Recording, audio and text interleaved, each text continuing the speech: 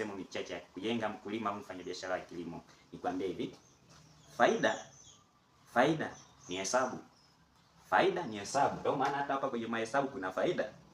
Lakini cash, pesa taslimu ni uhai. Faida ni hesabu, pesa taslimu ni uhai. Unaona?